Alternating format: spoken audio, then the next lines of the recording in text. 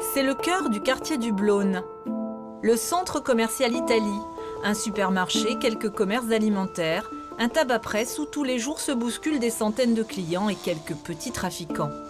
Le 11 mai, la vie a repris comme si de rien n'était ou presque, car même pendant le confinement, l'activité n'a jamais vraiment cessé ici. Et Hussein, l'un des épiciers de la place, ne s'en plaint pas. Au niveau de la nourriture, tout ce qui est fruits, légumes, tout ça, la viande, ça marche très bien. On a augmenté un chiffre d'affaires, je pense, on a triplé. Il y a beaucoup de gens qui viennent. Mais on respecte la distance, tout ça, c'est bien. Il y a les forces de l'ordre aussi qui font leur travail, c'est bien, très bien. On n'a pas de problème. Pour d'autres, en revanche, fragiles, précaires ou sans papier, le confinement a aggravé les difficultés. Sans ressources, beaucoup d'habitants du Blône ont dû avoir recours à l'aide alimentaire. C'est le cas de la famille dont s'occupe Farhad Jaïd. Épeautre, du pain, des fraises, un plat de chocolat et une famille qui est composée de 5 personnes, 2 adultes et 3 enfants, dont une enfant handicapée. La mère est malade et handicapée aussi, donc on essaye. On fait ce qu'on peut. Depuis mars, Farhad peut venir 2 fois par semaine récupérer des produits de première nécessité, ici, au Petit Blôneur, une conciergerie de quartier créée par Claire Agnès.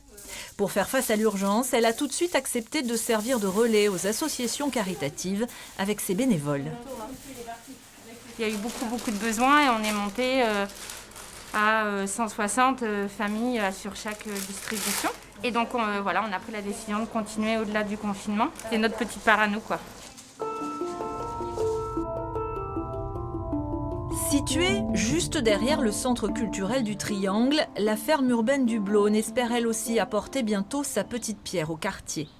Créé à l'automne dernier par l'association des Cols Verts, ce jardin urbain et participatif organise des ateliers pour donner l'envie de jardiner aux citadins, mais il a un autre objectif.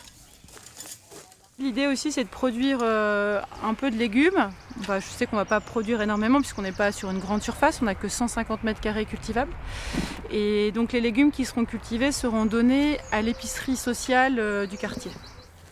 Est-ce que je peux maintenant verser Fermé au début du confinement, le potager des cultures a rouvert à la mi-avril, une bouffée d'air pour les bénévoles du quartier. Ça donne une sensation de liberté, ça m'a vraiment revitalisée. On n'a aucune sensation de risque, on est vraiment heureux. Un bonheur aussi pour les grenouilles de l'étang qui ont profité pleinement du calme de ces 2 derniers mois. Elles n'avaient encore jamais connu ça.